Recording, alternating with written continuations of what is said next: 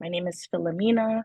But in case if you guys don't remember, you can always call me Philly for short. I usually like to use Philly like the cream cheese. And this morning, BBPA has given me the opportunity to be your host. And also, we are blessed to have a guest speaker as well. So a little bit about me before I introduce our guest. I am actually a mother of three, and I come from the financial background space. And I'll share with you guys my 2 minute story. But before I actually even share my 2 minute story, I want you guys to drop some ones for me. Who's excited to be here this morning? So before I even give you guys my synopsis, who is happy to be here this morning? I want to see a bunch of ones in the chat box. Nice, perfect. I saw my first, ooh, lots of ones. Okay, great. So, so with me, I actually got introduced to financial literacy when I was pregnant with my third child. And it was a very prompt pregnancy for me because I found out I was pregnant at 5 months. So with finding out that I'm pregnant at 5 months and I already understand what it's like to be on maternity leave, I knew the government income was not going to be substantial to fund my everyday expenses. So I had actually gone out of my way to reach out to an advisor to say, hey, you know what? I'm in horrible space in terms of finances. I have a bunch of debt. I don't have any protection. And she said, hey, you know what? I would love to present an opportunity for you and your family to have a chance to learn about money, become an educator as well, because representation in terms of finances is not all the way there, you know? So that was just something that I just decided to take a leap of faith and try. And fast forward to today, 2 years in the making, I'm a financial advisor myself, educating and empowering families on how money works. So that way they're not repeating generational curses or they're not aware of how to earn on their dollar and be able to grow and save. Now, with our guest speaker, I had the opportunity of meeting him at a toy drive, which was the first time for me and my kids. And because of him, you know what, my kids had the opportunity to be on the news. They actually had a chance as well to donate toys of their own to the less fortunate, which I believe was one of the greatest experiences I could have ever been around, at least for my kids. It was a very nice, humbling experience.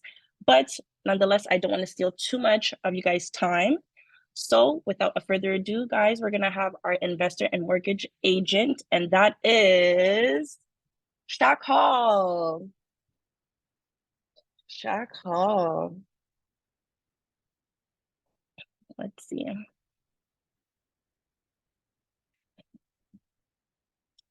Shaq, are you there? So guys, maybe he's just getting himself ready, which is not a problem. That's okay. So if you guys Can want you to drop guys in the chat box, okay, great, he's here.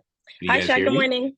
Yes, we Good can hear you. morning. I'm just trying to flip through my screen to get on Zoom. So sorry for the dramatic pause and wait. Thank you so much for the introduction. I'm happy to be on another BVA call. These calls are always great for the community. And the value that's being provided here is tremendous, especially for entrepreneurs. So this series specifically. Okay, perfect. I got my Zoom back up. This series specifically is for Entrepreneurs 101, right? And it's community space. And today we're going to be talking about budgeting um, and business management, expense management. So, every week, as you guys know, Saturday mornings, it's fun, it's exciting. You're getting valuable gems to help you out in the business sector as an entrepreneur. And I feel like this topic was going to be a tremendous topic for anybody who's listening because understanding how to budget, understanding expense management is one of your lifelines to allow your business to grow long term. So I'm grateful. I'm honored to be on another call to share value. I literally just got off the flight and I've been traveling in the last 24, 48 hours. But I couldn't miss this call because I definitely wanted to be on here to share some valuable gems and more importantly, just have a great conversation. As you guys have known who've been on previous calls over the weeks or have been on a Saturday morning call, it's an interactive session. There's no slides. We're having more of a conversation and we're here to help each other grow together with this beautiful community. So thank you, thank you, thank you so much, BBPA, for having me. And we can get right into it. And Philomena, it was a pleasure meeting you. And I'm happy that you're hosting this call. We met at previous one of my events where we done a non-for-profit event where donated some toys to charity for the community. I do believe in giving back as you're climbing that ladder, whether it be in business or the corporate ladder, whatever the Mhm. case may be. If you are blessed to see another day and you have some type of financial aid in your system or financial resources, it's always great to give back. And as you grow, it's one of the things that I like to see within businesses, a corporate responsibility by giving back and either tithing or donating to charity. So I'm very passionate about that. So excited to have Philomena on the call hosting and helping us along the way. So uh, thank you guys for tuning in. I like the ones in the chats, but on a scale of 1 to 10, I want to see how excited you guys are to be on this call. I know it is Saturday morning, but on a scale of 1 to 10, let me see some engagement here of the level of excitement you guys have for being on this call. So I got a 9. So for me, as long as I see over 5, I'm happy. We got 9s and we got 10s from the BBPA office. I love it. We got 8 still asleep, 8, and we got 10 from Ashley. Amazing. Thank you, Ashley. I wanted to see a 10 today. Great. I'm feeling a 10 too. And trust me, I'm have a little bit lack of sleep right now, but we're bringing the energy and we're going to be sharing the value when it comes to entrepreneurship 101, expense management and budgeting. Okay, so let's get right into it. As always, there's typically a question I like to ask at the beginning of each conversation, just so we can have a little bit of icebreaker. Because the more the engagement, the more as the conversation, as I mentioned before, the better it is. So the first icebreaker I have here, guys, is a quick poll. I wonder if I can do it through Zoom. I want to do a quick poll. If not, I'll just have you guys type in the chat box to be interactive in the chat box. And then I'll take a look exactly to see what number you guys are selecting in the poll. But we have a quick poll here. I want to conduct a quick poll to understand the audience and to you guys, knowledge of what it is, what your experience is when it comes to budgeting and expense management on a scale of 1 to 5. 5 being very experienced, 1 being not experienced at all when it comes to business and entrepreneurship, when it comes to business and expense management or budgeting and expense management. So on a scale of 1 to 5, if you could do me a favor, I want you to type what level of experience that you have when it comes to budgeting and expense management. Let's see the numbers. Again, 5 being very experienced, proficient, probably don't need this call, but you love the community and love to show up on a Saturday morning, and 1 being not experienced at all. Let's see where everybody stands. Okay, I'm gonna take a look at the chat box. We got some 4s, some 3.5s right in the middle, 3, a lot of 3s. This is good. 2.5 and 5. We got Michael in the house. Thank you, Michael, for tuning in as always. So a lot of familiar faces from the previous call that I've done. I love it. Okay, great. So thank you guys for sharing. This allows us to understand where everybody's level is at, and understanding, no, I only see 1 5. Nobody's at a 5 right now when it comes to budgeting and expense management, meaning that you're still in student mode, you're still learning different ways to grow your business and understand how to reconcile your transactions and grow your business when it comes to budgeting and expense management. Like I mentioned before, I do believe it is the heart of a business to grow, because once you know your numbers, essentially you know exactly how you can push your profit margins, whatever business you're doing as an entrepreneur, whether you're providing a service or whether you're providing a product. It's great to know what you're spending your money on, because I always tell this to to students, to presentations that I talk and I speak on, that it's not about how much money you make, it's really how much money you can keep, and how much money you can kind of pass down and generate for further future years, and obviously to the next generation, right? A successor for your business. So it's very important. You can be making $1 million in revenue, but there's a difference between revenue and profits. There's a difference between gross and net. So what that big difference is typically when it comes down to expenses, and making sure that you have an overall budget. The budget is like your plan. It's like your GPS. They say if you fail to plan, you plan to fail. So it's very important that everybody has a budget for their business and also for your personal life as well too. It will help you tremendously. It has helped me specifically when I did buy my first property. One of the things that I did was budget exactly how much money I was making. I was a student at the time, so how much money I was making from my co-op, what are my daily expenses, and then I had a little small business as well too that I was doing on the side. And I made sure the first thing that I did was create a budget. How much money did I want to make, and kind of reverse engineer that backwards to execute, so I can save a certain amount of money to get that first property. That was my goal. I don't know what your guys' goal is on your business or on your personal financial journey, but it's very important that everybody has a budget so that way they can work backwards. Okay. So let's talk about the importance of budgeting. So I briefly talked about it, but let's go into more detailed now. So I shared a real life example with you guys, but budgeting, can somebody tell me exactly how budgeting probably played a key role in your personal life or in your business? I'm going to open it up right now, see if somebody is willing to share, either unmute your mic or share in the chat box a time where budgeting played a key role in your business or your personal life. And then we'll go on from there, because the importance of budgeting, as I mentioned before, is the lifeline. Again, you can make a ton of money, but if you don't understand where your money is going, because we're all going to have expenses. In order for our business to flourish, in order for our business to grow, we got to spend money to make money. That concept, it's been true for years, and it's been true today, and it's going to be true for the future as well, right? So can you share, somebody in this chat or in the audience, an experience where, budgeting played a key role in your business, your decisions to allow, your business to grow? Or on the other end, if it may have failed, maybe lack of budgeting or expense management. I would love to hear from somebody in the audience before we continue going forward. You know what? I'll take an opportunity to share.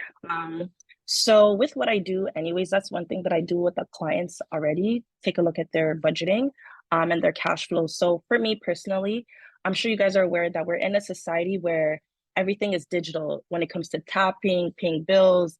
They come as emails as well, online statements. So for me, budgeting became really, really important once my cash flow was stifled, in the sense that I never had a monthly um like overview of what I was spending. It was just anytime I got paid this bill, this. Then by the time the month is over, I would have about, like, $20 to my name. So budgeting, I always like to emphasize with people that it is so important, because if you don't get a chance to take a look at what you spent in a week, in a month, then when that year comes, you'll see on your pay stub, year to date, you've made about 30K or so, but you're like, wow, how does this translate to my savings? It's not there.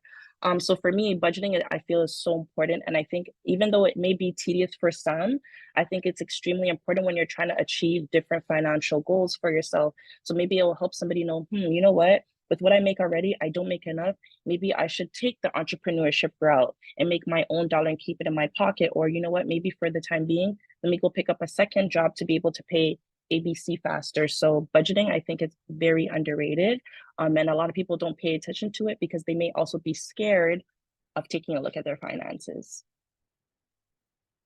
Thank you so much for sharing. I love the fact that you mentioned that it's one of the first things you do with your clients as well. It's amazing. And I see Andrew's camera on with the head nods as well too. So I'm assuming he agrees. And I see Michael as well with his hands up. And we're also seeing some engagement in the chat. So I'm gonna let you take over for Loma and kind of facilitate some of the responses that we're getting so far. So again, we can all share, we can all learn from each other, and we can all grow. That's right, for sure.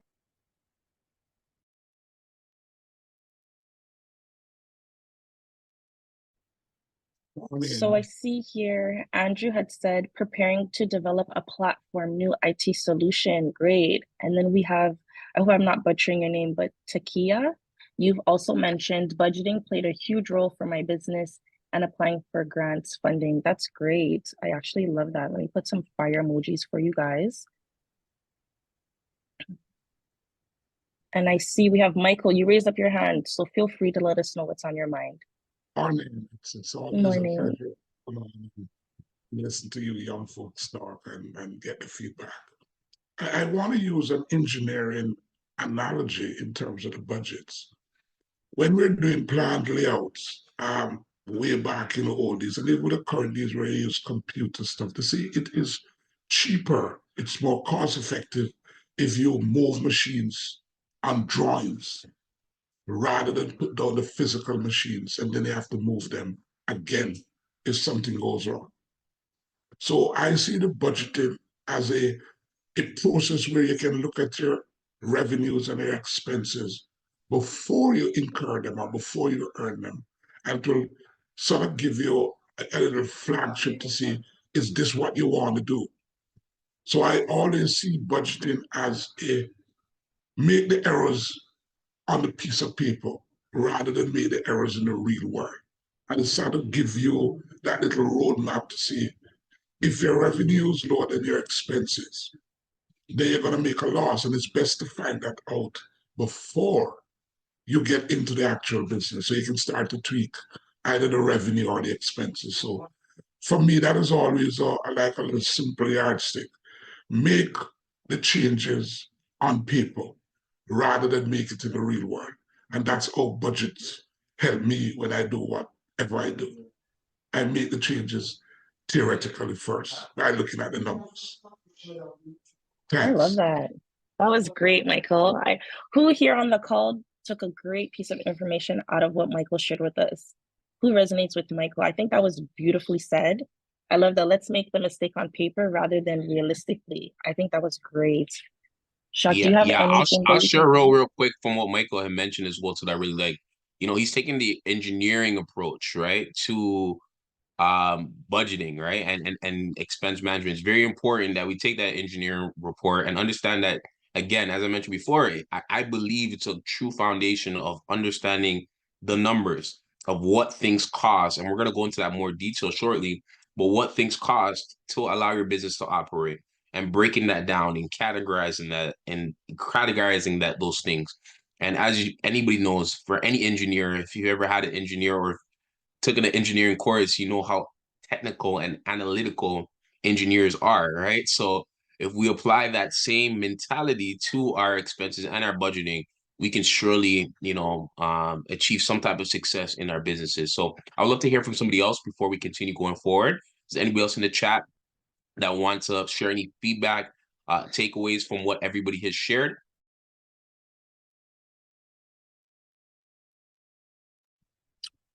Paulette, I see you would love to speak. Okay, so I my job, my bonus was based on how my department performed. So with that, we had to stick to the budget and make sure we do right. So what I did, I implement the same thing within my personal life. To say, you know what, if I can be successful at work doing a budget, why not be successful in my personal life? So I did that and I came up with a plan as how to pay off our mortgage. And I actually exceed expectation by just doing a budget and sticking to it. That's amazing. Thank you so much, Paulette, for that life experience. And I'm glad you were quick on your toes in terms of applying it to yourself when you noticed it worked for who you were working for. So I'm so glad to hear that.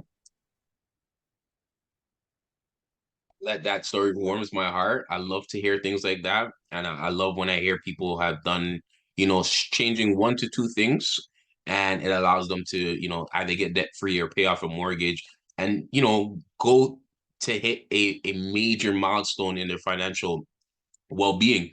So that's amazing, Paulette. Thank you so much for sharing. And everybody else that shared, like, this is the reason why we have these calls, right? It's to, again, learn off of other people's experience and show you guys the importance of understanding the numbers.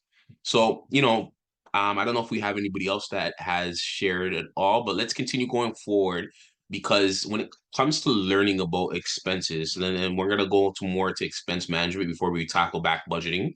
But when it comes to expenses, we typically have two expense categories.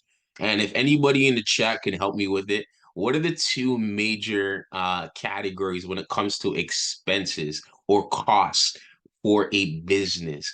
And sometimes in personal life too, it relates to personal life. What are the two major sectors? If anybody can tell me real quick. If not, I will share it, but I want to see if anybody can get it or guess what type of cost, two major costs when it comes to expenses. So I see Andrew say operating, definitely operating cost. But I was looking for more of a two vague terms to categorize expenses. Can anybody else tell me? And don't be shy. This is a learning curve. Perfect. Stephanie got it. Stephanie, somebody said assets and liabilities. That is more on a financial statement and balance sheet, but Stephanie got it, and Funmi, I don't know if I'm pronouncing it right, got it as well too. It's fixed and variable. So let's dive into it. It's very simple. Fixed. These are the costs that are gonna come no matter what. Right? You're gonna make sure you categorize what are your fixed costs that are gonna come every single month, every single week. What do you have to pay? Is it payroll? Is it the light bill? Is it the internet? You have to pay these bills every single month, and they're usually a fixed cost. Maybe not the light bill. Light bills are kind of depends on how much you're utilizing, but the cost that no matter what. So the rent, the mortgage, payroll. If you have somebody on your staff that's salary, you have those fixed costs. Can somebody name some other fixed costs that I'm missing right now? In the chat box as well. I want to know if you guys understand what I'm saying when I'm talking about fixed costs, the costs that come no matter what for your business to continue to operate, or even for your personal life, guys. I know we're entrepreneurs here, but personal lives, we have fixed costs. It's non-negotiable. We have to pay it every single month, week, whatever frequency it is. We have to pay it, and it's usually a set cost every single month. So, Philomena, if you don't mind, just reading out some of the fixed costs for me. Yeah, so far we have insurance. We have also another one, car note and insurance. We have insurance Perfect. again on the board, and we have some Mhm. mortgage. Exactly. So mortgages, rent, insurance, usually a fixed cost. Sometimes annually they either decide to go up or go down. On my end, I never see it go down, but it's always going up. But yeah, those are the fixed costs. No matter what, we gotta pay it. And the other category, guys, is the variable costs. These are the costs that are gonna fluctuate based on how much utilization we're utilizing. So, for let's just say phone bill. If you're making international costs to expand your business, your phone bill is going to see a variable increase. So for me, as across the world, I know my variable cost for my phone bill is going to be crazy because I was working out there. So variable costs are going to go up depending how you're using it. It's the utility bill, right? I want you guys to name off some other variable costs that you're currently paying or that your business, again, needs to operate as well, but they fluctuate on a month-to-month basis, week-to-week basis, month-to-month, or year-to-year basis. What are some variable costs? Can you guys type that in the chat box for us? So far we have gas and mileage, material costs for projects. Also review if fixed and variable costs are discretionary or non-discretionary. Great, great, great. Any more? Any more? I want to hear some other variable costs. I see And you said payroll. payroll. Yep, yep. If Mhm. you have employees that are hourly, you're gonna have to there's a variable cost to your business to grow. If Vehicle they're salary, maintenance. Oh, yes. they can be more of a fixed cost. Material costs, 1,000%. One of the businesses that I operate in is real estate when it comes to renovating properties. We have a ton of variable costs, depending on how much equipment we need, how much materials that we're gonna need, variable costs in different units that we provide for finishes, right? So that's another variable cost. Any more variable costs that you guys can name in the chat box? I see entertainment. Someone had also mentioned vehicle maintenance, which if you had to change your tires, I personally agree with you. I had to recently change my tires and those were not cheap. And I also see here admin fees and consulting fees. Definitely, definitely. Great. So you guys have named a tremendous amount of variable and fixed costs. Those are the two major categories. So now let's talk about ways we can grow our business. Because not only now we know the different categories of expenses, right? We got the fixed and we got the variable. But now, what are ways that we can grow our business to increase our margins? What are ways that we can utilize this for our budget? So when it comes to strategies, right? And again, this is a collective effort. I want to hear from you guys as well too when it comes to strategies, different ways you can negotiate with suppliers, different cost-effective marketing strategies, leveraging technology to allow your cost to be lower. Or so to allow your margin to be higher, your cost to be lower, right? Because at the end of the day, that's what businesses are looking to do, right? We see companies convert from plastic to paper, right? Just to cut costs and to be better for the environment, to be more sustainable. On certain projects that we do on my end, just certain houses that will spend less on materials and finishes because of the style of the property, because it's a multi-dwelling instead of one dwelling, right? When I used to work at and because I didn't have much jobs, but when I used to work at school, as well, co-op, I used to work for a wow, I can't remember the company's name, but I used to work at a plastic company, and they had a department that I was working with. It was called continuous improvement. And one of the things I remember, one of the words that I remember working in that facility was called Kaizen, which is a Japanese word for continuous improving. And my role in that job in co-op position was to figure out ways we can standardize the employees to cut costs, work faster, and ultimately produce more. I think we were doing gas tanks. It was a plastic company, right? Gas tanks for cars, for Ford, GM, Polaris, and a bunch of other companies that they're dealing with. But essentially, I share that story to tell you that company was a multi-million dollar company that had a department that focused on cutting costs and improving more effectiveness in their business. So, what are the ways that we can cut costs to improve the effectiveness in our business? If somebody wants to share specifically the business they operate, please feel free to share your name, what business you operating, and what are some of the strategies that you utilize to effectively cut costs to generate more profits for your business.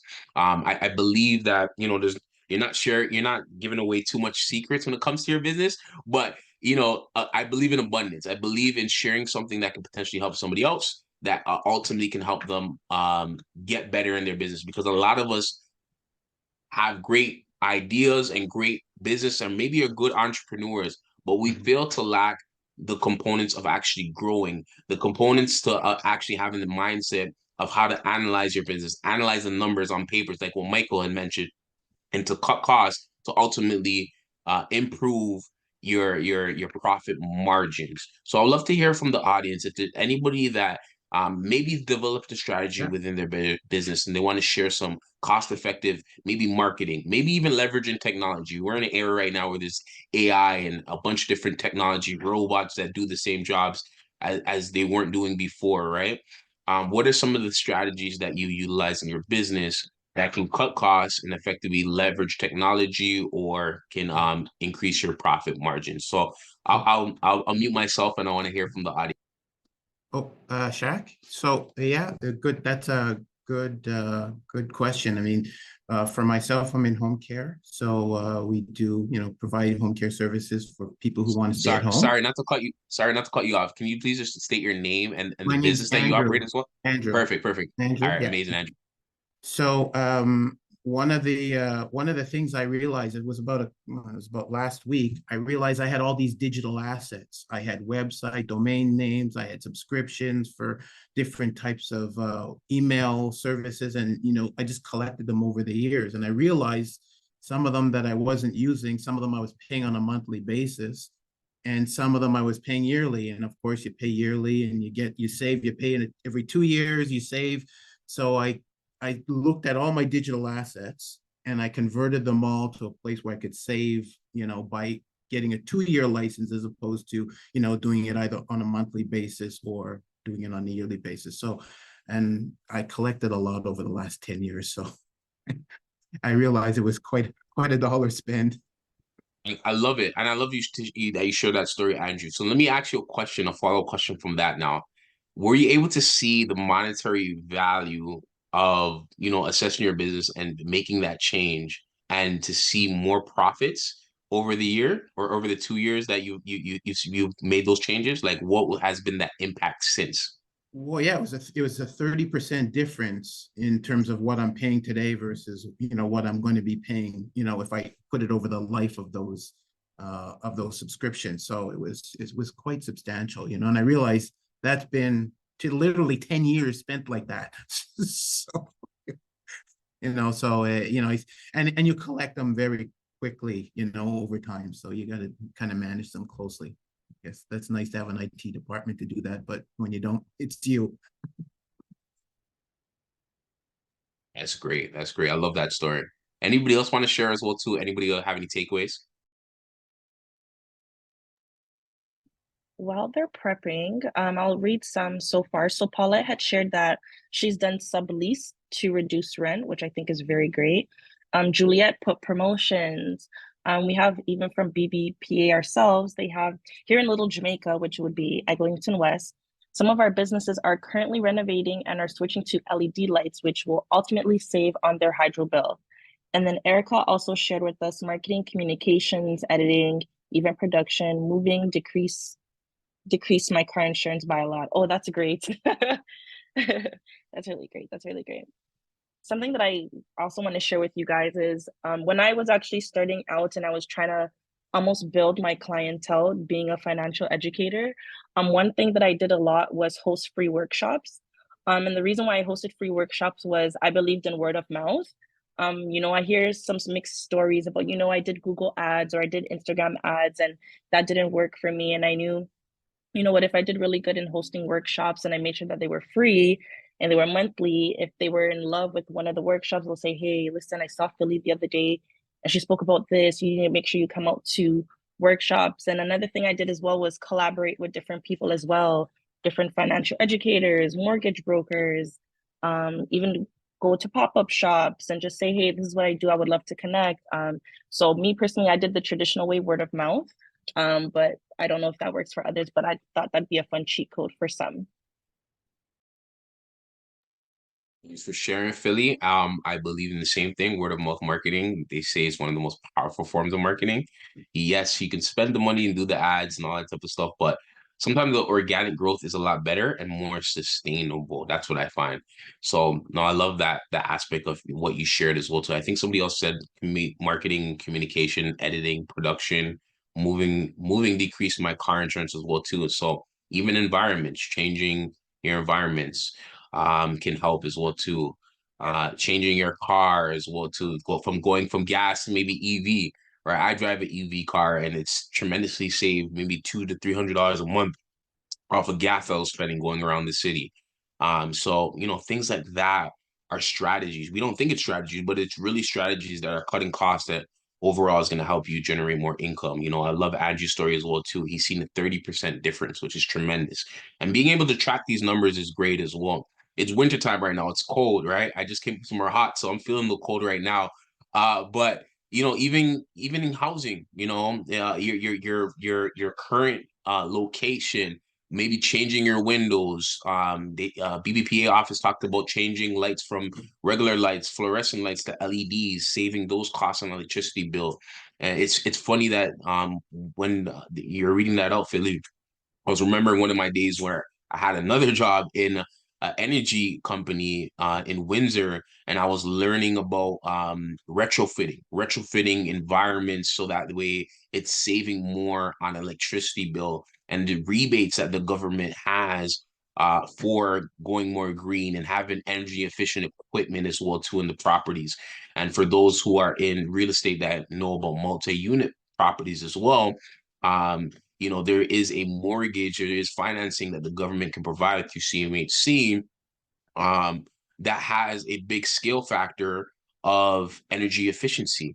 Like how well is the equipment that you're doing on your new builds or your renovational properties that have multiple dwellings that you can get financing for 50 years and at some of the lowest rates possible, right? So it does pay time to maybe hire a consultant or take the time to figure out different ways that you can assess your business at different angles, different point of views, and save on negotiating with a supplier to cut costs, whether it be cost effective marketing, as Erica had mentioned as well too in the chat box, or in our day and age right now, maybe even leveraging technology, right? That's another aspect right now that is completely big, whether it's firing a staff and maybe using AI and as another alternative. So amazing strategies. So far, I'm enjoying this conversation. And if you're not taking anything out of this call today, I don't know what else to say, but these are a lot of gems that are gonna help you guys reduce your costs and expenses. So overall, the major goal is to increase that profit and your income in your business. Okay. So thank you guys. Thank you guys so much for sharing. And if you're getting some value, just definitely drop an emoji or something in the chat box as well too, so we know you're still listening in our call. We're almost done. We're halfway through it. Let's talk about our next topic. As you guys drop your emojis in the chat box to let us know that you're still engaging and you're still on the call and you're learning something new today. And don't mind me, that's my son in the background yelling. He's happy to see me. Okay, perfect. I'm getting some emojis. Okay, I'm looking at chat box now. Ashley, Takia, Philly, thank you guys for the emoji. Okay, so let's keep going. Let's keep going. Like I said, we're halfway through this. Let's keep going. Tools and techniques for budgeting and expenses, right? So let's go in more detail. There's some softwares for me that helped me tremendously over my years when it comes to tracking and budgeting. And one of the ones is Microsoft Excel or Google Sheets. The first thing that I've ever done when it came to budgeting was creating an Excel spreadsheet. That software tremendously had helped me put in a basic template that Excel had and show me, okay, these are my daily expenses that I got to do. I got to make sure I get a haircut every month. I got to make sure I have a phone bill to operate so I can make calls. I got to have gas, rent, mortgage payments. And I just had that in a sheet and I put expected costs and I would track it as the weeks and the months have gone by and then follow up every quarter, making sure that everything is reconciled. Even today, every quarter I try to do reconciliation and look at the numbers. Every quarter we have with me and my partner, and in terms of the portfolio, we look at our portfolio and see what assets, especially last year. Last year has been a tough year with interest rates going up tremendously. We were bleeding it in certain properties because our payments of our mortgage, our expenses were so high that our rent that we were getting wasn't doing any justice. We were actually negative cash flow to the point that we had to end up selling two properties, right? So it's important. I go and tell that story to share with you guys. It's important to use some type of software to understand the numbers. And if you're old fashioned on this call and you like pen to paper, have your T charts and your pen to paper on there and just make sure you know your numbers. That I know that's not really a software, but you got to make sure you know where you stand when it comes to the expenses and budgeting. So for me, it's been Excel. Excel, Google Sheets. I've also now incorporated CRMs into my system, but I want to hear from you guys as well too, as we always continue these conversations go forward. What are some of the apps, the softwares that you guys are utilizing for expense tracking that other entrepreneurs can use? And please emphasize on the features, the benefits, and the costs associated. The ones I mentioned, Excel, it's usually, I think it's like $100 a year if you get the Office 360 package. Google Sheets, you pay on a month-to-month basis or yearly as well too, but it starts off free on Google. I love Google's platform that allows me to create my own custom budgets. But I want to hear from you guys because I did a call like this, I think last year, and somebody told me about this app called YNAB, which it stands for, it's an acronym, You Need a Budget. And I think it was like a $15 subscription, but it would prepare a budget on your phone. And then for the personal standpoint, you can track exactly what's coming in and what's coming out. So that's a tremendous app as well. But I want to hear some other apps, and I'll mute myself as I wait to hear in the chat box or somebody wants to mute it. Shaq, if you don't mind, can you just write in the chat box the app that you mentioned that had the abbreviation? That'd be great. Michael, did you want to share? I see you're off mute. Yeah, I just, as I listened to Shab talking about the applications and what they can do, And I think about what's happening now with AI and people fearing that computer is going to replace us eventually and so on. I just want to remind the team that is here that applications help you to do things faster, to aggregate numbers easier, to prepare stuff that makes sense better. But at the end of the day, the individual has to take that decision. The app will not take the decision for you. It will guide you in the right places.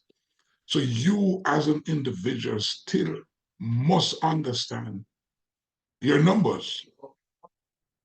I say this from an experience where I know a lot of folks, I'm not going to call a name now because it's not a legal thing to do, but a lot of folks are working with a lot of what they call software as a service companies. And you can just think about them aloud. Don't write them down because we may get ourselves in legal troubles. But when they generate their reports and they hand it over or you access it, what I found is when I speak with these clients who work through these companies that supposedly doing a lot of stuff for them. They could not explain what the numbers mean, where they were coming from, and how they impact what they do.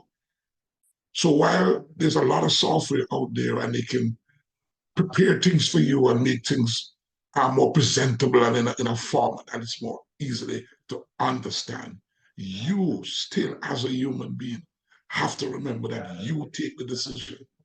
The software guide you, and a lot of times it's more efficiently guiding you to the decisions that you can take. But it's still up to you. You still have to know that it says you should invest your money on eBay, but it's still up to you to see why you're doing it. And the software will generate the ratios and the presentation, what is revenue, what is expenses. But you still have to take that decision. And I say this from a lot of experience. I can tell you as a person working in public accounting and seeing a lot of folks come to me to get stuff audited or to review. And I say to them, um, why is this $2.50 coming out of your credit card every month? They say they don't know. Oh, just as I listened to Andrew mentioning all the different stuff that happened. A lot of folks, they're onto a lot of the social media and those places that they charge you $1 here, $2 there, $3 there to do stuff. And when you look at their credit card, because they're all prepaid through credit card, you sum it up, it's $1,000 coming out each month. And from my experience, a lot of them can't tell you what the individual $2.50 is for or the $9.96, or the $1.50, but it does add up. So what I would, in concluding, what I'd like to say is that the softwares are good and there are many, but it's still up to the human being to understand it and take the decisions. Computers will never replace us. They just do routine things faster and more efficient. But a human being at the end of the day still has to take that decision. So as you look at the different software that Shaq recommend, always remember it's not going to replace you taking that correct decision. Thought I'd Thank you. share. Thank you. Thank you, Michael. I appreciate it. No, and it's great. We need that reminder, that wisdom that you're sharing as well to 1,020%. It's understanding these tools are resources for us, but ultimately know your stuff. Michael has said it very clear. All right. Take the time to understand your expenses and understand what these computers are doing, because we're at the end of the day, computers, AI, all this technology has to get programmed by humans. If we're going to utilize it, we got to know on the programming standpoint or the prompt standpoint of what are these things that the AI or whatever these apps are utilizing to help us.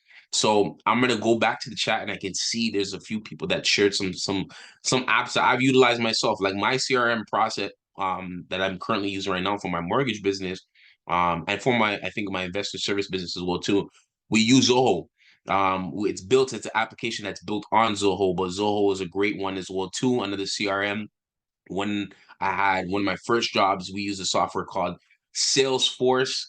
That's another big CRM system as well too, very customizable. Everybody has different CRM systems, and I truly believe CRMs are, especially if you're in a service-based business, it's key, because you're not going to remember especially as you grow. If you've been doing this for years, and you're a vet like Michael as well too, you're gonna meet and encounter so many different people. But you need to remember these people. You need to understand and provide that level of customer service. Understand who they are, their family members, their financial, the conversation that you have for them, right? When I used to work at a bank, the banks have these older software systems that have notes and profiles for each individual clientele. So as an entrepreneur, you should have a CRM as well too.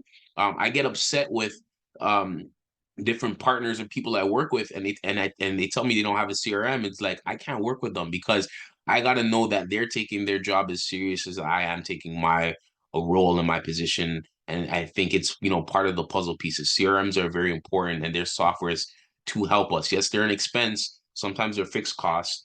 But again, it helps you allow your business to operate as well. So Zoho is a great one I love. Salesforce, another one. I see QuickBooks for all the accountants on the call as well too. I'm sure they're happy when they hear their client has QuickBooks because they know it's going to be a little bit of an easier job to do. And again, that voice is going into my head, and what Michael had mentioned as well too, understanding your numbers. The QuickBooks forces you to go over your transactions, to do some bank reconciliations and see where your expenses are going. And you have to account for it because it goes into different categories. So that way at the end of the year, it's a bit easier for your accountant to pull things together, and actually file your taxes for you as an entrepreneur, right? It's knowing these things, right? Taking our business serious and understanding the different categories of expenses in our CRM systems and softwares that we utilize, like QuickBooks.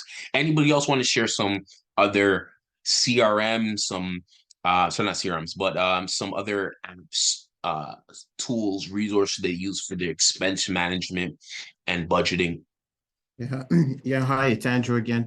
Yeah, I found it's very complicated. There's all different. If you have a store, let's say you have a Spotify store, then you get data from that. Then you might do something on Facebook. Then you might have another application. So your data's coming from all sorts of places. You got expenses coming from different places. So what I did, I put everything through PayPal. So all the payments for my expenses go through PayPal as opposed to going through my separate credit card. So that I get a report from one place as opposed to different places. So because I found it over time, it gets really complicated and you're kind of juggling all different types of platforms. So where payments are concerned. So I tried to kind of consolidate them into one platform, and kind of then I can assess the costs, of what PayPal is charging me for that transaction and see if there's a better way to do it. So it can get really complicated very quickly as you start getting in different systems and you start growing a little bit. Thanks for sharing, Andrew. Honestly, that's a really good gem. He mentioned a great point of pulling it together. So, from what I'm hearing, PayPal is your software right now that you use to kind of consolidate and to have everything in one place, correct? Yeah, all my payments right now are going through PayPal as opposed to Love it. directly through my credit card because it's Love it. there's pluses and minuses, points and so forth, but I guess I have to balance that off against in terms of knowing where my data sits as opposed to trying to pick it from different places. Yeah, because honestly, it can get easily and quickly overwhelming when it comes to dealing with multiple different platforms. And it's nice to hear you mentioning having something or a software that brings everything into place. It can become very overwhelming for the average entrepreneur that's listening on this call because you're going to be wearing different hats. You're going to be wearing the marketing hat. You're going to be wearing the accountant hat. You're going to be wearing the customer service hat and actually dealing with sales, the sales hat, right? Customer relationship hat, the advisor hat. You're wearing multiple hats. So when you have softwares that are able to pull everything together and kind of give you reports that you need, tremendous thing that you can do for your business to help you save some time. Anybody else want to share as well too of any other software that potentially can do maybe the same, or software that they're just currently happy with utilizing that's helping them save some more time or helping them increase their margins I see in before the we chat continue going? box. Erica had put Giggle, garbage in, garbage out, and then Andrew also shared CRM HubSpot. I'm gonna call out Erica if you don't mind, Erica. Whether you're comfortable, unmute your mic and let us know what business and entrepreneurship journey that you're in right now, and let us know a little bit more about Gigo. I never heard of Gigo before, but I love the name and I love the acronym. Really, Andrew, Shaggy, did you hear about garbage in, garbage out? You're very young. No, I haven't heard about Gigo. This is the first time I'm hearing. Like I said, I heard about something called YNAB, which is you need a budget acronym, but I never heard of garbage in, garbage out. So Was I about would to love put to hear a that. little bit more about that software. I was about to put it in the chat, so I'll sit back and listen. Yeah.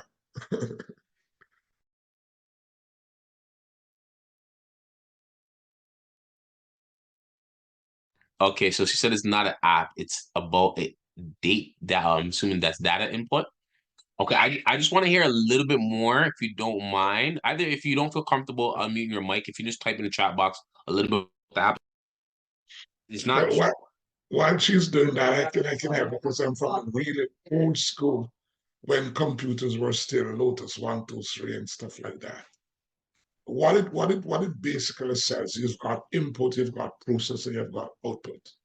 And as you mentioned earlier, with all of these SAPs, they're written by a human being. Even if they're written by a computer program after, the original program is written by a human being. And the results that you get is directly linked to what you put in the system. So if you put in garbage as input, you're going to get garbage as output. And so one of the key components, and way back then when we used to do what they call manual, they used to have some folks that called data entry folks, data processing. They had these young ladies that were keying in all these stuff. They had to key the instruction on a bit of paper first, and then you stick it in the computer. And the key stuff is that the information or the data that you're keying in, the instructions that you're giving the computer, if it's not right, then irrespective of how efficient the computer is, the answer is going to be wrong. If you want to know, divide 1 by 3, it will give you 0.333 as the answer. If the input is 1 divided by 2, then you're going to get 0.5.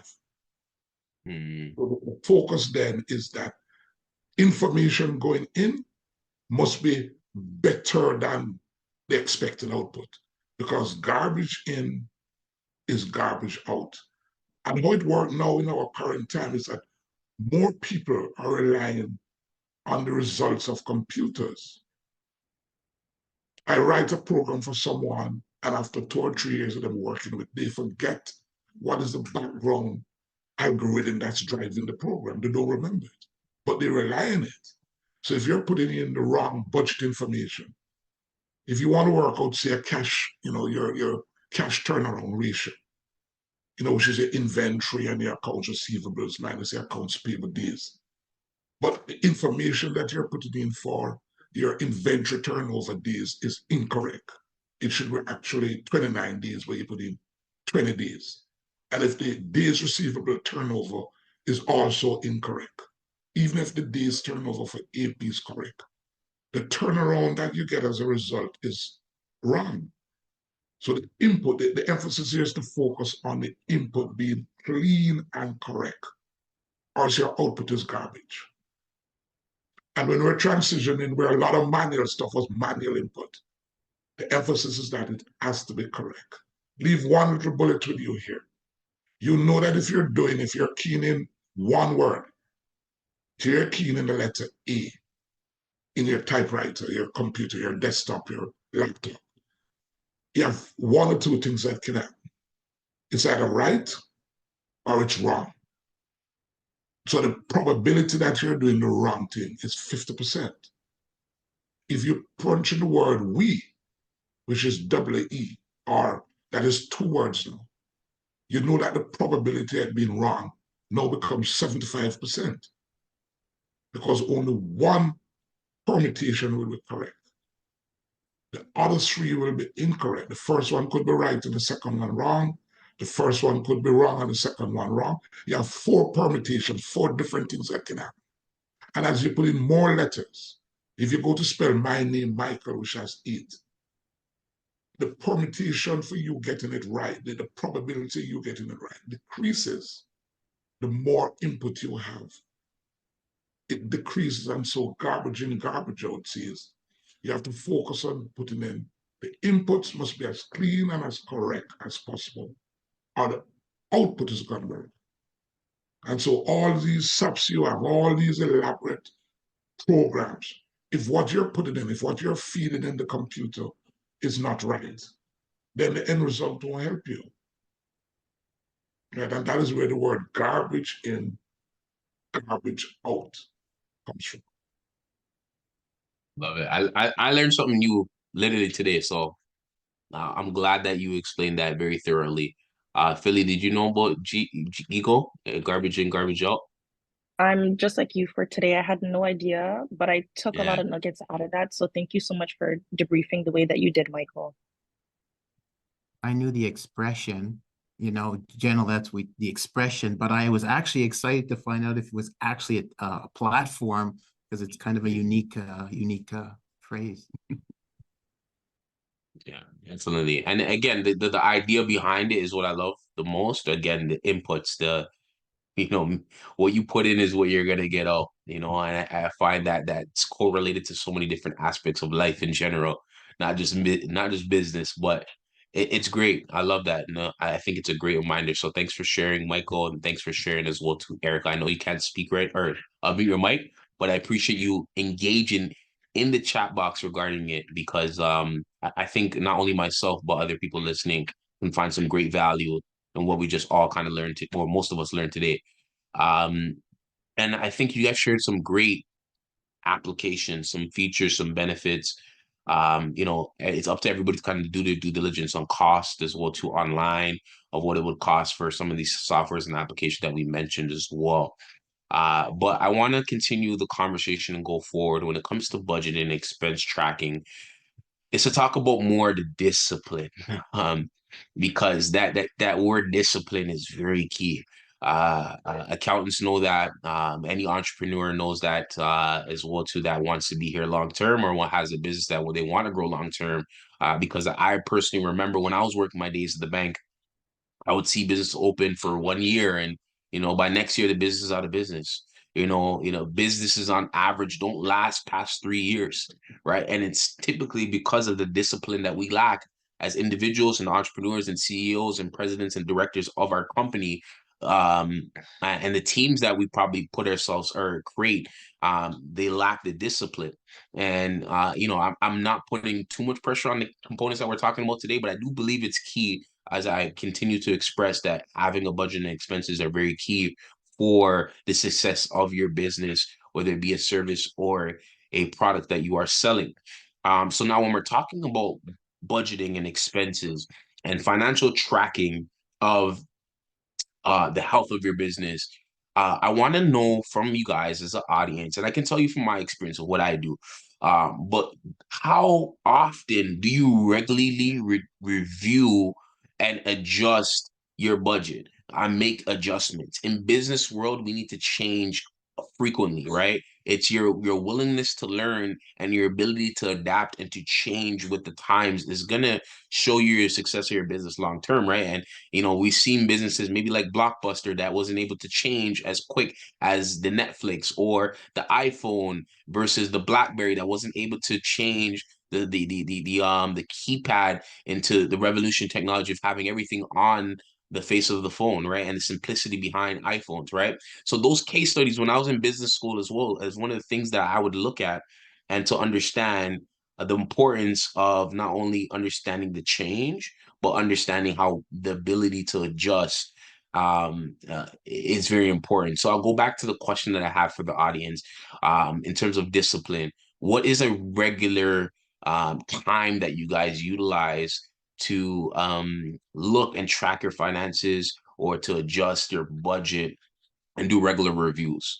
For me, I end of the months are always the busiest time for me because that's when I take the time on the weekends. Sunday is my day of no working. I go to church every time I can on Sundays, and I make sure I take that day as well too to look over not only my week but my expenses for the month, or for the week on Sundays.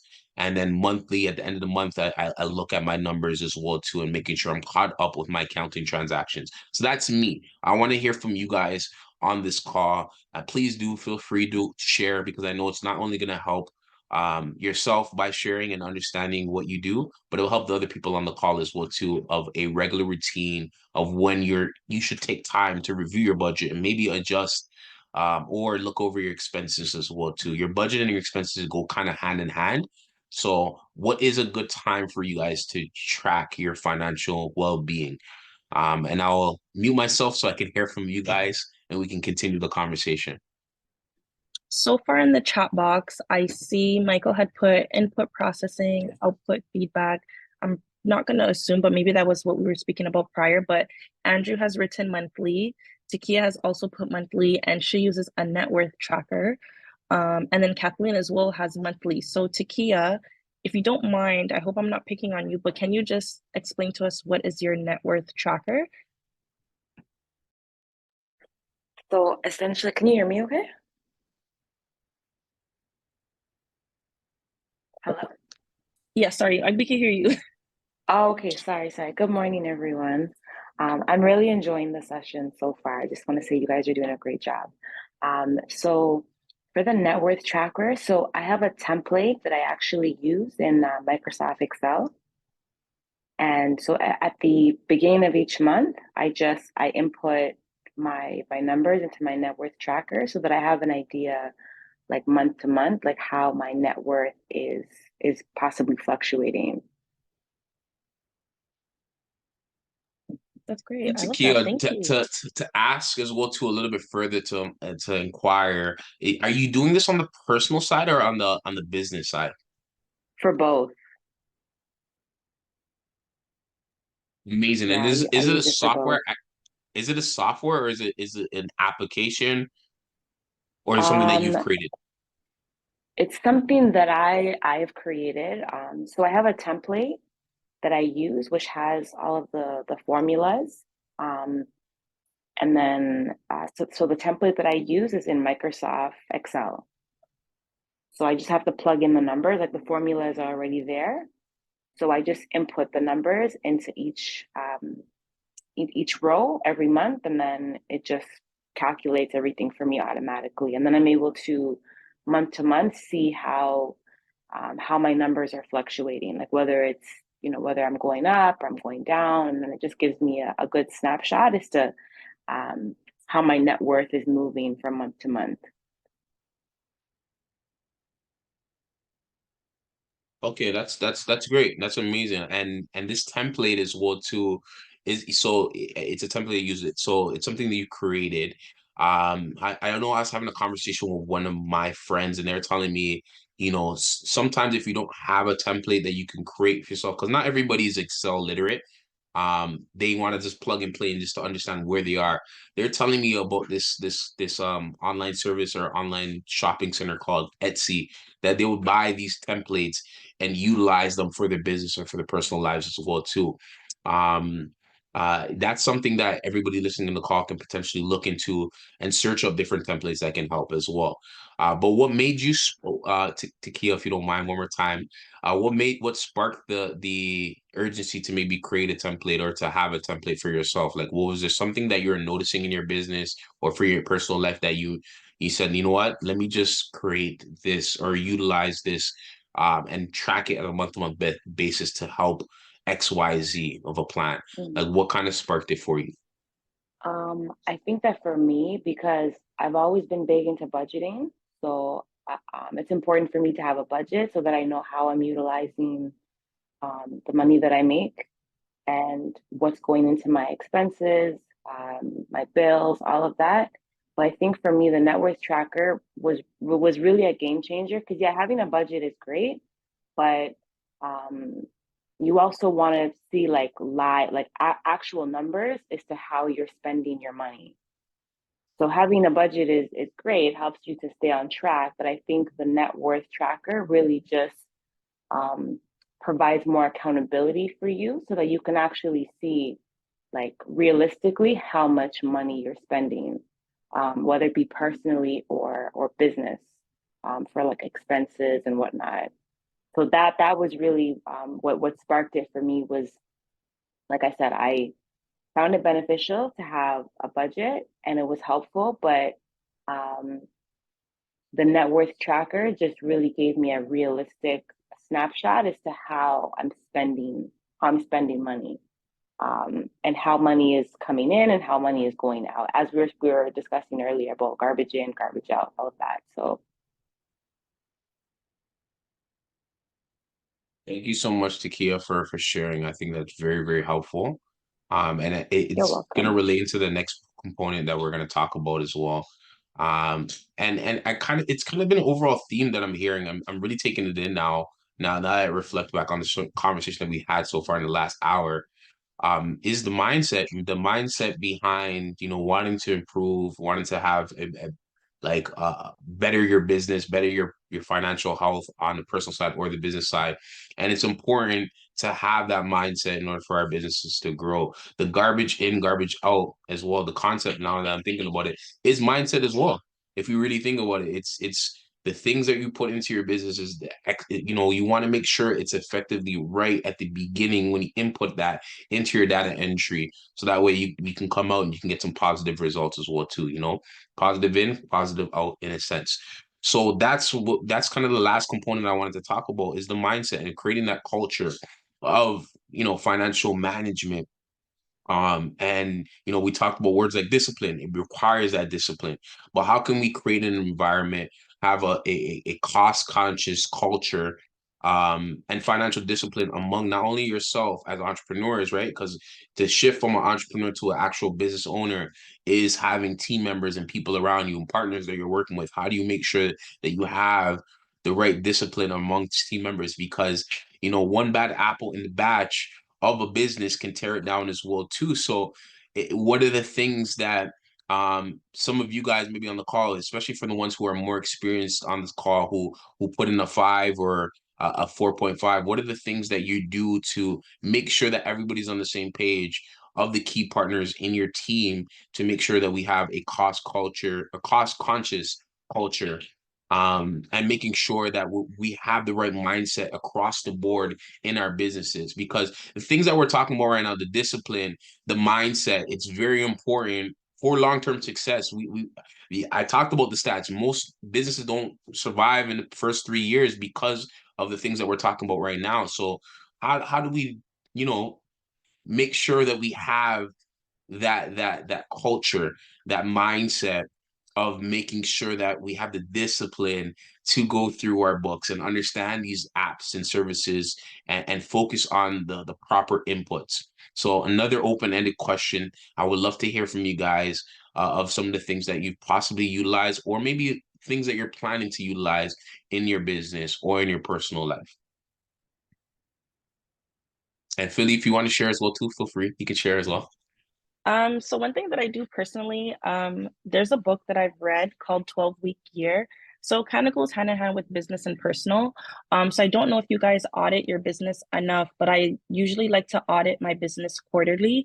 So obviously, in terms of the finance component, I will check my expenses every month. But in terms from a business, in terms of performance, the 12-week year was something that once I read the book, I applied everything that I learned, in the sense of, when the new year starts, everyone starts off, oh, here are my resolutions. I want to achieve this and I want to achieve that. But when you scale your goals in a 12-month period, you'll notice between January and December, not everything that was on your list gets checked off. So one thing that I feel like that always kept me on my toes and held myself accountable and made sure that I revised my goals was, instead of having 12 months, I give myself 12 weeks. And then I would go back and check. So I know I mentioned before, word of mouth and things like that was a good way for me to kind of broaden my brand. The 12-week year helped me at least audit myself, that I would check, okay, in 12 weeks, this is what I did. these are the things that worked, great. And the things that don't work, let me just not apply this again, tweak, and then reapply. So I hope that kind of helped in terms of open-ended wise, but the 12-week year was one book that I think you guys would benefit a lot and is on Amazon. But in terms of, for me, from my standpoint, it was a really, really great book. And those are some of the habits that I have towards being an entrepreneur that I use for my business. I'm glad that you shared that, Philly, because that book has been tremendous. I read that last year, I believe, and it changed the way how I organize my files in my business and how I split things up from projects to resources to archives, and just to make sure that everything is organized as well too. And to breaking down what an average person thinks about in 12 months, obviously, and concise it into 12 weeks. So great book for entrepreneur, great resource. Anybody else want to share another resource as well too?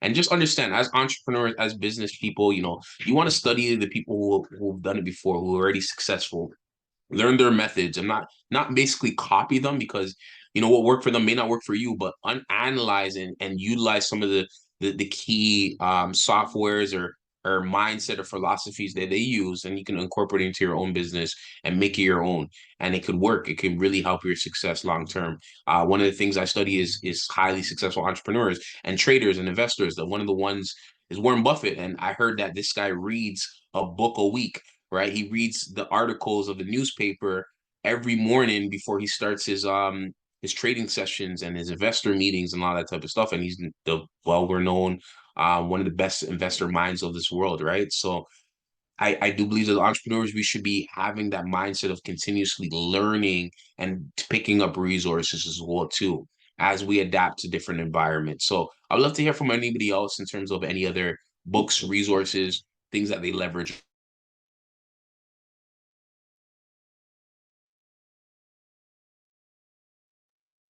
In the meantime, while you guys are just thinking or coming up, Shak, I do want to ask this question for you. So from the BBPA office themselves, what do you suggest for startup businesses that are opening their doors to calm the excitement and focus on long-term sustainability?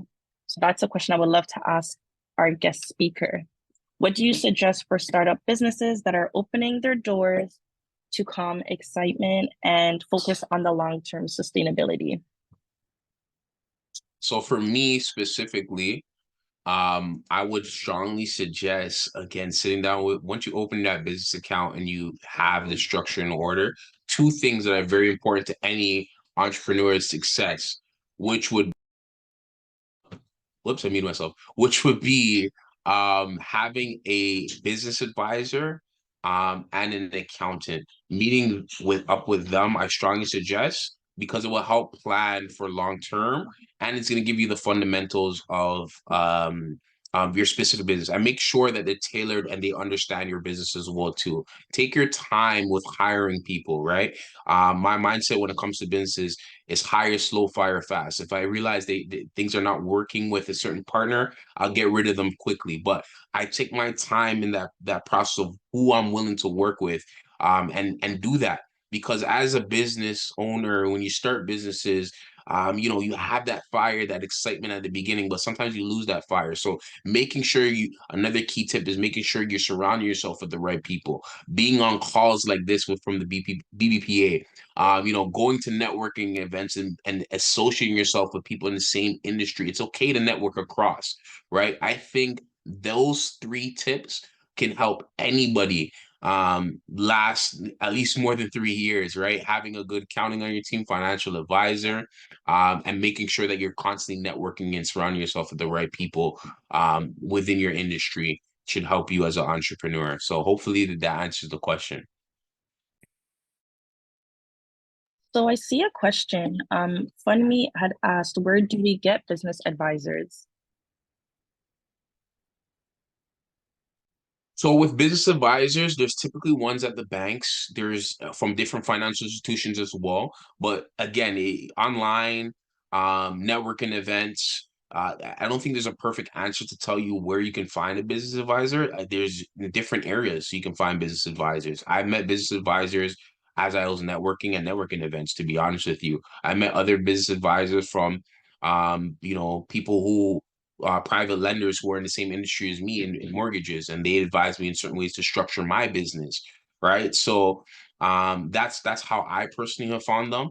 And again, just networking through people as well too, right? If there's somebody that you respect as well too, maybe hey, ask them, say, hey, who do you use for this service, and maybe that can be your business advisor, right? Or certain groups online, like there's websites like Facebook that have multiple Facebook groups, and websites like meetup.com, or another one that I love, Eventbrite, where you can just sign up and find these different events where you can find the specific roles and people who you can incorporate into your business when it comes to finding a business advisor. But if you want to start off, I think the first place that you'll find one is usually through your financial institution. We even also have one in-house. We have the one and only Chanel Smith. So she dropped it in the chat box for us. She actually also takes care of personal and business consultants, and her brand is TSK Wealth Planners. So fund me, there you go. We gave it to you right here. But again, even off of what Shaq said, those are some options that you can always opt to. Michael has also shared CPA Canada or CPA Ontario if we have people on the call that are from different provinces outside of Ontario. Yeah, these are tremendous resources. So sometimes they're in front of your face. Chanel has been doing some great work for the BPA and doing the calls. I know Philly, you're a financial advisor as well too. So you have some people around you as well, right? Take your time, assess. Sorry, I don't know if you guys can hear it. Sorry, my son's just crying in the background. But take your time to assess, and okay, clearly you want to be on the call too. Take your time to assess and to do whatever you can to utilize the people that's around you, right? That will be able to jump on, okay, to help you be a part of your team and for your success as an entrepreneur. You know what, Shaq, with you having your son, it's okay. Even me as a mom, my kids always love to jump in and out in my calls, so it is okay. As a parent, I completely understand. Don't worry. So again, did anybody else have anything that they wanted to share along this topic that Shaq has left for the floor for us? Because there was a question that was asked to me earlier that I did want to spin back, but I don't want to interrupt unless we don't have anything else to bring up. I just see No, that's the that was the last topic, so you're good. Okay. I just want to So say that's the stage we should start with his baby. As Shaka's a child there, so that's the age we start financial literacy. When they're very, very young, you bring them and they learn from the get-go. As I put in the chat earlier, a lot of folks believe quality is inspected in. You have a quality control and you inspect it, but that's after the fact. Quality has to be built in at the get-go. If it's not there, you could inspect until the second coming. It's not going to be in the system. So start them young, Mr. All, and I like your son coming there to make a presentation. So that's great. Hey guys, it's me, Chanel. You guys did such a great job. Thank you so much for this call. Just to build on what Michael said, I also think that's amazing. I feel like in the Black community, we're always kind of shunned from involving like our family and our vibe. We think professionalism is self-driven, and it is really important if you have families, kids, that kind of stuff, that you include them in these type of communities. Other communities thrive and are really successful, especially business-wise, because of the fact that they include their families. I know this became a thing just because Shaq's got his little one, but no, I do think it's a really good opportunity. I also wanted to build on the business resources and that kind of thing. Business doesn't really have a face. When Shaq mentioned, Shaq is a young Black male, Philomena, young Black female, I'm a young Black female. It doesn't have a face. So a lot of the times we're networking in the community and we think that our financial planner and our business advisor, the best business advisor, the most educated, the most qualified, is going to look a certain way or appear a certain way. And you've got no idea, right? Some of the most intelligent minds, if we ever came across them on the street, we might not even think they lived somewhere nice. With that being said, obviously we all look great, but I want to definitely remind you guys, interact and network within your own community. You don't know what the minds are, you don't know who has the education, and you definitely want to take down some of those biases that we have about who's going to be the best accountant and who's going to do our business planning for us, and network within our community and be in these spaces. So thank you guys. Everything was great since I've been in. Good job. Thank you so much, Chanel. So I just want to be able to give Lundi an opportunity to speak, and then we're going to wrap up really soon, okay? So Lundi, I see your hand is up, so the floor is yours. Thank you very much, and hello to everyone. I've been attending these sessions, I think, since 2021 or 22. But at some point I stopped, of course, personal reasons. But anyways, my question today is, I really learned a lot today. The only thing I was expecting to hear was more towards you guys, since this is a Black business focused platform, regroupment. I was expecting maybe you could tell us, have you come to research the Black community and identify people who also own, let's say, those who are in technology, who own certain platforms that you encourage us to use? Because again, we won't be selling everyday Google product or maybe a Microsoft Office product. At least I heard there is a lady who mentioned she had her own system of, let's say, accounting she put in place. That was really interesting. And maybe in the future, it would be great to know, because as we come here, we want to learn, to know you guys has better reach to the community than any one of us, which means the research you put in to identify those Black people who can offer the service you think we'll be talking about. Beyond, of course, we will not cover, the Black people cannot cover everything, but at least we want to start learning that for now on, accounting, we know there is a Black entrepreneur who is now engaged in that way. That way, at least, because that's where we focusing, I think. I'm not sure really what it is about, the whole platform, but that would be really interesting. And thank you again, guys. No problem. Thank you so much, Lundi. Because I know you had asked me privately, so I'm glad that you had the opportunity to ask. But if anybody has any indication of platforms that you've used that are maybe Black owned or CEO is Black owned, Lundi is more than welcome to be able to look into that and use that, because that was one thing that he messaged me privately, and I said, listen, I'm going to give you the opportunity to speak. So again, thank you so much, Lundi, for bringing that up. So I appreciate it.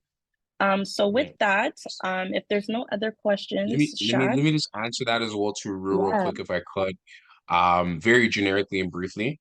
BBPA has been doing a great job of putting professional different individuals in different categories and businesses, and different executives together on calls to help us utilize these people.